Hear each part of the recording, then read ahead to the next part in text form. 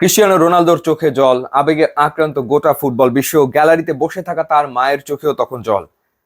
ম্যাচের অতিরিক্ত সময় মহা গুরুত্বপূর্ণ এক ক্ষণে পেনাল্টি মিস করলেন ক্রিস্টিয়ানো রোনালদো। পর্তুগাল ইউরোর কোয়ার্টার ফাইনালে খেলবে কিনা সেটা নিয়ে শঙ্কা দেখা দিল, এবং অবশেষে সেই শঙ্কা দূর হয়েছে টাই ব্রেকারে গিয়ে। মনে পড়ে যাচ্ছিল 2022 কাতার বিশ্বকাপের কথা। শেষবার তখনই আসলে লৌহ মানব খ্যাত ক্রিস্টিয়ানো রোনালদোকে কাঁদতে দেখেছিল ফুটবল বিশ্ব, যখন মরক্কোর বিপক্ষে কোয়ার্টার ফাইনালে হেরে বিদায় নেয় পর্তুগাল। অথচ এই ম্যাচে অনেকেই ভেবেছিল যে পর্তুগাল হয়তো সহজেই পার পেয়ে যাবে, কারণ র্যাঙ্কিং এর দিকে তাকালে পর্তুগাল 6 নম্বরে এবং স্লোভেনিয়া হচ্ছে 57 নম্বরে।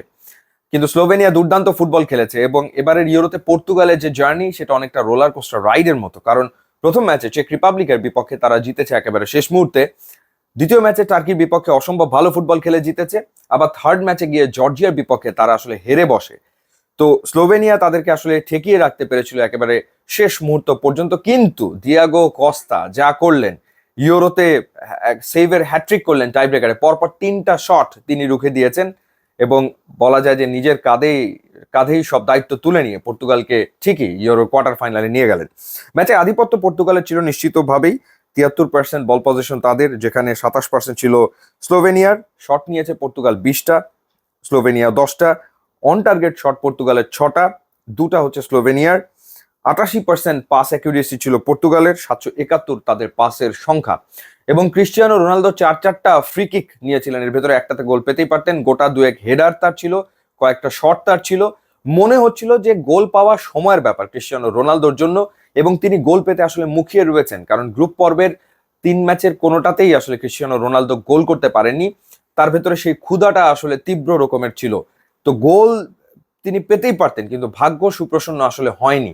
তো শেষমেশ পেনাল্টি শুট আউটে টাই ব্রেকারে গিয়ে তিনি কিন্তু স্কোর করতে পেরেছেন, এবং তারপর তিনি বলা যায় যে দুহাত এক এক করে যেন সবার কাছ থেকে ওই ওই নির্ধারিত সময়ে বা অতিরিক্ত সময়ে টাই ব্রেকার মিস করার জন্য দুঃখই প্রকাশ করলেন, এবং সেটা নিশ্চয়ই সবাই মেনেও নিয়েছে। তবে নিশ্চয়ই মুখিয়ে থাকবেন তিনি কোয়ার্টার ফাইনালে গোল করার জন্য। ওভারঅল পর্তুগালের খেলা তো দারুণ ছিল, তারপরে দু একটা জায়গাতে, যেমন হচ্ছে ডিফেন্সে পেপে এবং ডিয়াজ কখনো কখনো যেন স্পিডের ক্ষেত্রে, রানের ক্ষেত্রে একটু তারা পিছিয়ে পড়েছিলেন। দুই উইং ভালো খেললেও তাদের কাছ থেকে আরো ডেফিনেটলি আরো বেটার পারফরমেন্স পর্তুগাল এবং পর্তুগালের সমর্থকরা আশা করে লিয়াও এবং বার্নার্ডো সিলভার কাছ থেকে। এবং গোল করার দায়িত্বটা যেন পুরোপুরি ক্রিস্টিয়ানো রোনালদোর ওপরেই দিয়ে ফেলেছিল পর্তুগাল, মানে তাকে দিয়ে গোল করানোর একরকমের চেষ্টা আসলে ছিল। তবে স্লোভেনিয়া ডেফিনেটলি তারা কৃতিত্ব পাবে পর্তুগালকে একেবারে শেষ মুহূর্ত পর্যন্ত আটকে রাখার। তবে ম্যাচটা শেষমেশ ওই ডিয়েগো কস্তার, যিনি অতিরিক্ত সময় শেষ মুহূর্তে 1-1 একটা সেভ না করলে পর্তুগালের বিদায় হয়। এমিলিয়ানো মার্টিনেজ যেভাবে বিশ্বকাপের ফাইনালে শেষ মুহূর্তে সেভ করেছিলেন, কস্তাও তাই করেছেন। এরপর টাই ব্রেকারে গিয়ে টানা 3 সেভ, অসাধারণ গোলকিপিং, কোনো সন্দেহ আসলে নাই। যা হোক, এখন কোয়ার্টার ফাইনালে পর্তুগাল কেমন করে সেটা দেখার ব্যাপার। এবার আপনাদেরকে জানিয়ে রাখতে চাই যে গ্রামীণ ফোনের মাত্র 106 টাকার প্লে প্যাক স্পোর্টস প্যাকটি নিয়ে আপনি আরামসে খেলা দেখতে পারবেন, কারণ খুব সহজেই আপনি সাবস্ক্রাইব করে ফেলতে পারবেন টিএস স্পোর্টস ও সনি লিভ।